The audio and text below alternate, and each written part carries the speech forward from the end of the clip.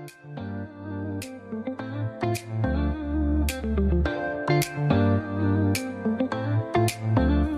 blue soccer to the world, we're turning up the mic.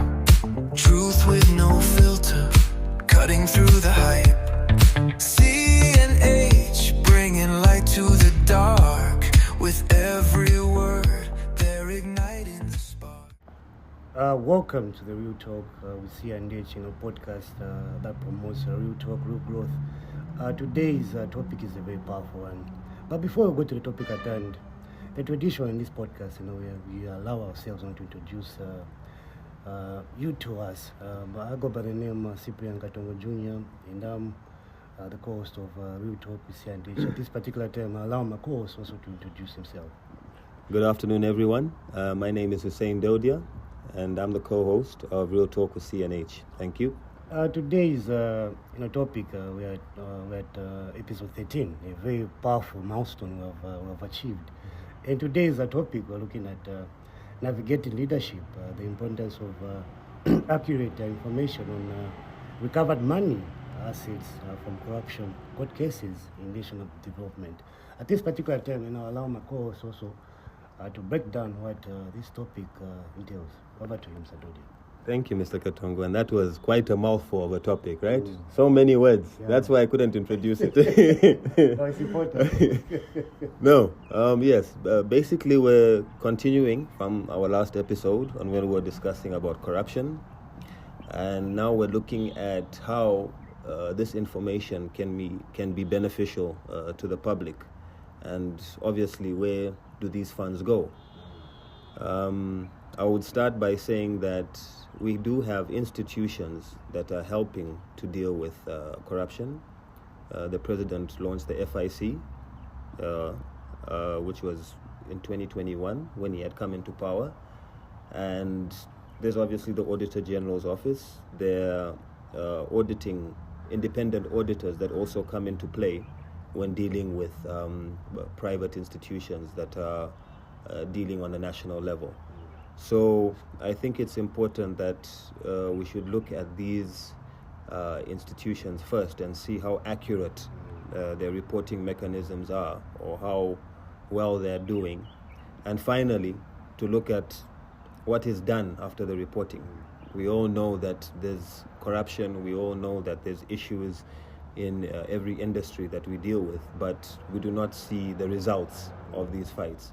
So I feel this is a very important topic that we should discuss and find a way we can better these systems or sort of manage them in a better way so as to actually get down to dealing with the corruption fight. Thank you. Powerful take there. Let's break it down also. Let's look at the problem of corruption. Corruption hinders the national development, which I think from the onset of the topic at hand, we can see that it affects. So at this particular time, I want to pose this question to my co-host, to briefly share his insights on the impact and challenges of asset recovery. Let's start from there. Thank you, Mr. Katongo. Sorry. The impact. You wanted to say Mr. Kasongo. Okay. I'm so sorry. Yeah. Go ahead. No, too much train of thought. We have heard and seen of the recovery of national assets and proceeds of crime and all these issues that have happened in the past 3 to 4 years. The impact has been minimal, to be honest with you. I mean, we've heard of, yes, people have been sentenced, a few people, and there's been issues that have been cleared up. But has the actual corruption fight been dealt with? I'm not too sure about that, because we've had recently now issues with our health department, and we still have issues with mining, things that we did talk about in the previous episode. So I think the impact has been minimal in terms of actually dealing with the corrupt practices, but I think it can be strengthened. We do have, like I mentioned, other institutions that are monitoring these practices such as Transparency International, who has been very active actually in providing us with information on what's happening. So I think the backbone of it should start with information. We need to know exactly what's happening. How much is actually missing? How much is actually being recovered? Where are the funds being diverted? So these are the things that we should know so that we can be informed as the public. Recently, in fact, as of today, if not yesterday, we heard that there was an official report, a ZAMSA report, audit report that was released, but it is not going to be released to the public until further investigations are done. And we really hope that something will come out of it, that there will be a clear up in our health facilities, in dealing with the medical side of it, because I think we have also reached a point where if we continue to allow these things to happen, it's going to completely destroy our people. Not only erode our government, but also start affecting the citizens. Already we can see the issue with HIV medication. It's actually a health crisis. It's a national health crisis, you see. But that is purely a product of corruption. So we've already seen the devastating effect of it and how it can affect people who weren't even participating in that corruption. You know, just me and you, the individuals who are on the ground. So I think the impact has been minimal, and we do have challenges, but I hope that as a nation, as a government, we can actually start taking this thing seriously. And just to add on that powerful point, the importance of accurate information. Accurate information helps, track stolen assets. Yes. And the point you mentioned there, transparency, I think it's important also to point it out also, that it ensures accountability, and also trust institutions. Yes, Very true. The example you gave there in the health sector, if accountability is there in the health sector, we didn't even be in situations whereby we're solely dependent on foreign aid. Exactly. To survive. Exactly. For that sector to survive. So it's important that accurate information is there, and also accountability in that, and also the importance of cooperation and also effective legal frameworks. Like you mentioned here, I want to say it's important to have mechanisms which can be utilized, also to see how funds are being distributed in different sectors. The two sectors you mentioned here, mining and also health. So it's important, just to add on your point. And having said that, I think at this particular time, let's also look at navigative leadership, which I think is very important, because for us to talk about these issues, leadership, so to say, it's important also to focus on it. So at this particular time, I'll break it down before I hand over to my powerful co-host, who's ever ready to break down points. When it comes to effective leadership, I think effective leadership is the key in asset recovery and also national development. And the strategies which can be utilized are all solely dependent on the type of leadership which is there. Like I mentioned, effective leadership. At this particular time, I'll allow now my co-host also to break down the importance of effective leadership when it comes to fighting corruption. Over to you, Mr. Dodia. Well, thank you very much, Mr. Katongo. And I think that's very important, because that's what our whole podcast is all about, right? We outline the problems and lay down the solutions. So in my sense, I will always stick to this point, that it will always begin with the leaders. Corruption cannot start from us, the citizens. It starts from those with power. A normal citizen without power has no way to participate in corruption, even if he wanted to. He doesn't have the muscle to be corrupt. You see what I mean? You need to be in a position of power to create corruption. So it will always deal with the leaders. Now, how do we do that? I think the fight should start from, let's forget the political aspect of it. This idea that we should participate in politics and want to get rich should be a notion that should be erased from Zambian politics. We're in the 21st century now. We can't afford to continuously steal from our people. So we need to be able to get rid of that mindset, whether it's tribalism, whether it's some sort of deep-rooted cultural issues or bad blood that was there in the past amongst leaders. It's very important that now we have to think about the people and the future. Participation in politics and the political arena should be strictly for national development. If you feel that you are best suited for the job and that you can make a difference, that's when you should participate in politics. The idea that you must participate in politics to get rich is already a failed notion, because the moment you hold that power, everything will crumble. You see? And the truth is, many people do the worst things to own that power. So if you have to go that route to hold power, then it's not worth it. So I think that's the basis, that's the foundation, because we must always start with the foundation. And that is where you build your patriotism, that's where you build your integrity, and that is where you'll be able to help build a better future for Zambians. Very powerful points. Like I mentioned, that my ever-ready brother is just ready to break down everything clearly for the listener. And yeah, so having said that, I think it's a very interesting topic we're looking at today. Navigating leadership, the importance of accurate information on recovered money, assets from corruption, court cases, national development. We can see a situation rather. Quite right, it's important to arrest people who are found wanting or found guilty in corrupt cases. It's important to do that. But the question is, if those money or assets are recovered, when it comes to national development, how are those being used to help the citizen? For someone, for example, who's in the rural area, how can that person benefit from the recovered assets? I want to pose this question to Mr. Dodia. What ways can be advised to leaders, how best that they should make it transparent on how the recovered assets, money can be used to even benefit those in the rural areas in that sense? Over to you. Thank you, Mr. Katongo. To answer your first question, I think we need to start from a point of not just reporting, but actually providing a source of fund. I think if we have some sort of fund that actually contains these corrupt proceeds of crime, and this is also, as I said, known to the public, because I believe transparency is very important. You need to be as open as possible.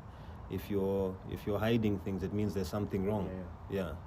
So we need to create some sort. I would start in a situation where we would create some sort of fund, and this fund would be accountable to the people, because at the end of the day, it is taxpayers' money that is being stolen. It's everyone's money that's being stolen. So if we create this fund and it can account for all the proceeds of crime, all the corrupt issues that are happening around us, and it can be reported in some systematic government way, which is clear to the people and to the government. I think from there now we can start creating mechanisms that can now help those in the most needy areas, as you said, in the rural areas, and this can be done through funds. We're able to sponsor things like cash for work programs. We're able to sponsor things like Citizens Empowerment Commission. So we must have a social welfare system, and it can be a social welfare bank or a social welfare financial intermediary that is linked to the government, that can now channel these funds from this fund and help those in rural areas. On the top of my head, this is where I would start. Powerful stuff there. I want to get your views also. What can be the challenges which lead to not being transparent in the context of Zambia, from the topic at hand, recovered money, recovered assets? What could be the challenge that they are facing, that they are not able to make it known, and also the funds which those assets, let me just put it, wealth which is generated to benefit others? What, from your observation, what can be the challenges? Do you remember what we spoke about in the last episode? Well, yes, we have many. So, I'll just mention it outright. Corruption does not happen in small industries, right? Eh? Yeah. The money, my brother, that is the problem. The money is too big. You cannot ignore it. So that is where it starts. Okay. So you find a corruption case that's worth $4 or $5 billion. You see, you'll be obliged to only report $1 billion or $2 billion, because that is what people will see. You see what I mean? So I believe it starts from character. You need to be able to say no, and say that this money belongs to the state. Whatever I have found or whatever I have uncovered belongs to the state. So I think that's where the issue starts. And then from there, it becomes tricky because now it goes into the systems. Yeah. You see what I mean? Yeah. So you can't pinpoint any individuals. I can't say, oh no, this is the person who is involved in. No, that would be now my mistake. Yeah. But the only thing I can speak of is the general idea. You see what I mean? So with me, the general idea of it is that corruption involves too much money, and you are easily swayed if you're a materialistic. If your character is very materialistic, you see what I mean? That is your main challenge. Lose your integrity. Yes, you begin to lose your way of thinking, your compass, your integrity, because you're dealing with such huge sums of money. So that is the number one challenge. The second one I would say is, like I said, systemic systems. You need to cut off certain distribution mechanisms. If they're not working, they're not working. Don't stop trying to kick a dead horse. You know what I mean? At some point, you have to let it go and create new systems. Yes, it's difficult, but it's a start, because you have to create a new foundation. You cannot build on soil. You must build on solid rock, isn't it? Yes. Yeah. So you have to create the foundation. And so in my opinion, it's greed. I would say greed, and secondly, it's corrupted systems. Yeah. The role of civil society organization, I think they play a very important role when it comes to disseminating information pertaining to what we're discussing today. But I want to get your views.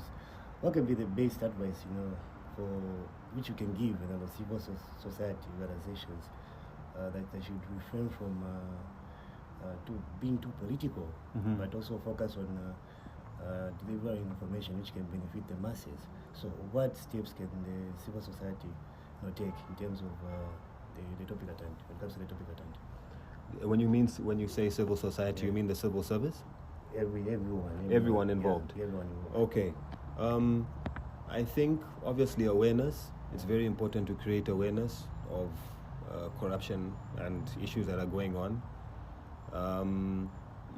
They can provide some sort of, like I said, reporting mechanisms. We need to find a way to make government more transparent. That's why I said I'm very impressed with the way Transparency International reports on issues, because they seem to know what's happening on the ground, whereas people in our own systems have no idea.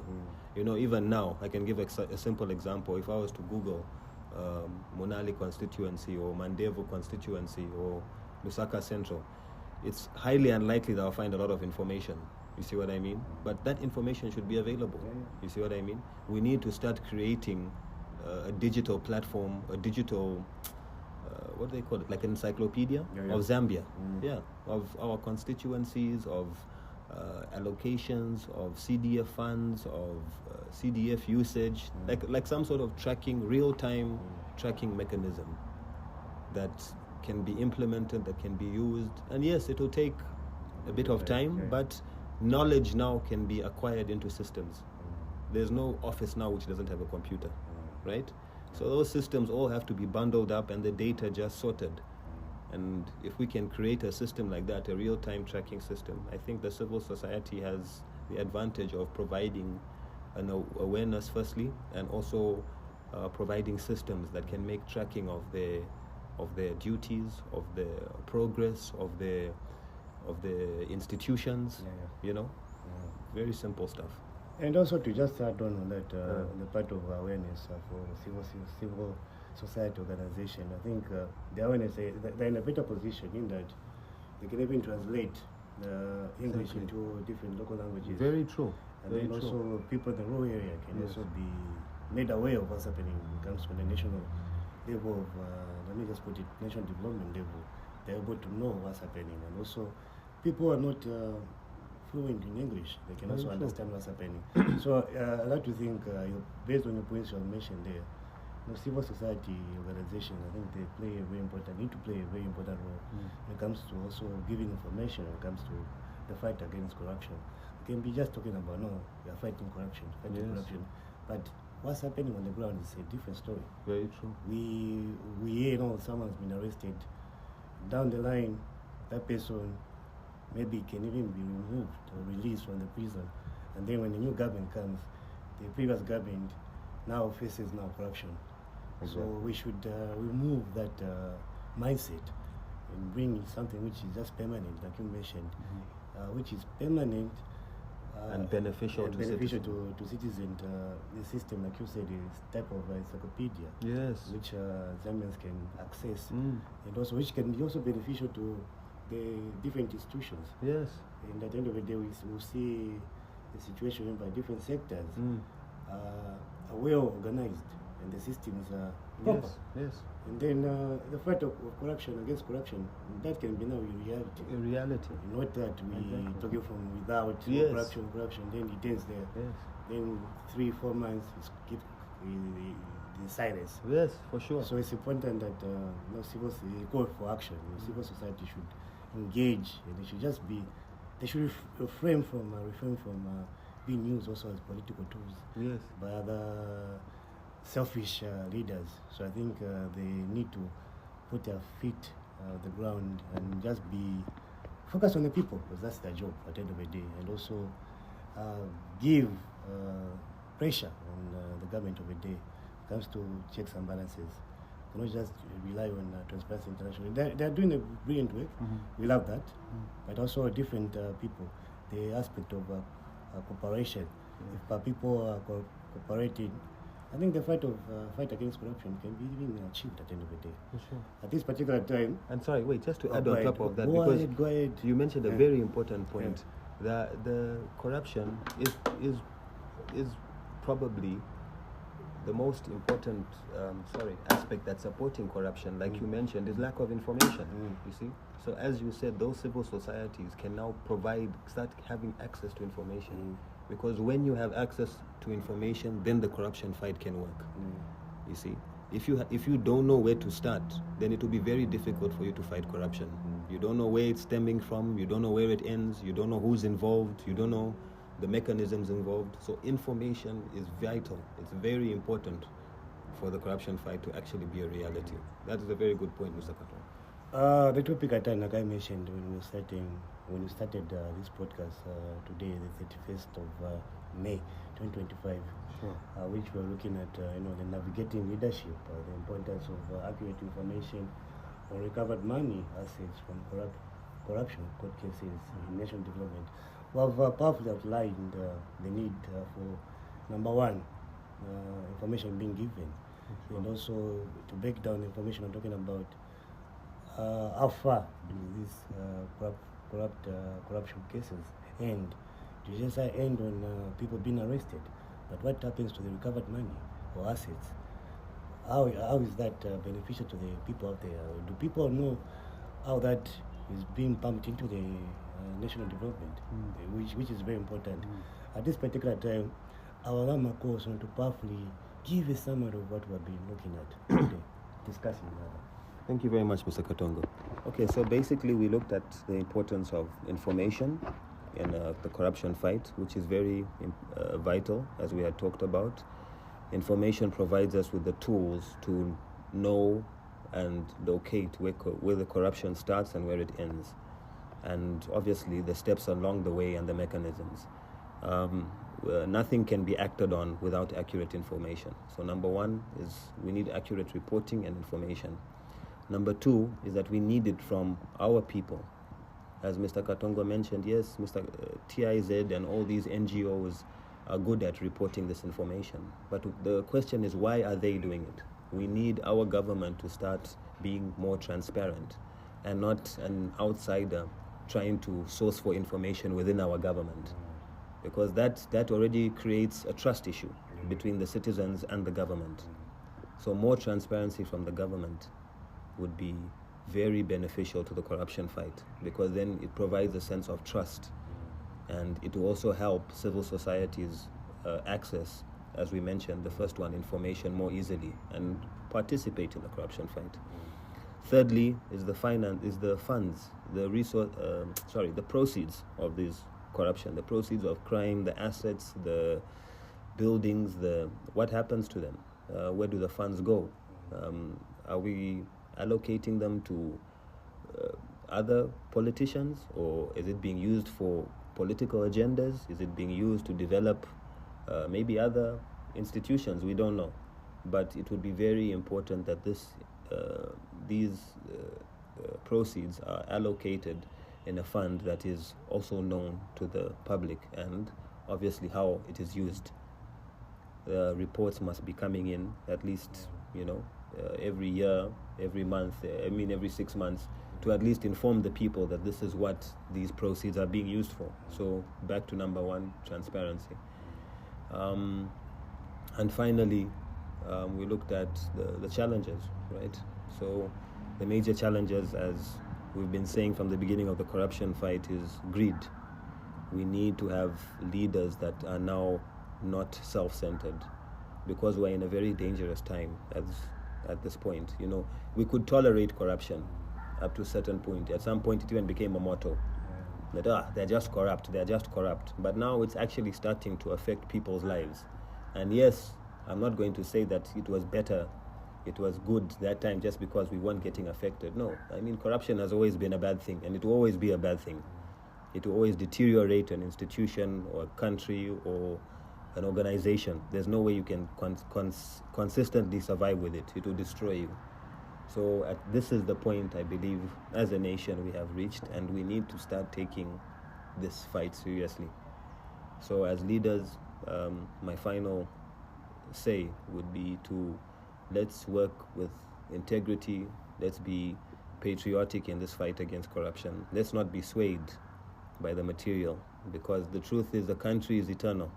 We can't wake up one day and say, the country has stopped running. It's not possible. You can do that with a company, you can do it with your car, you can do it with your things, but with a country you can't.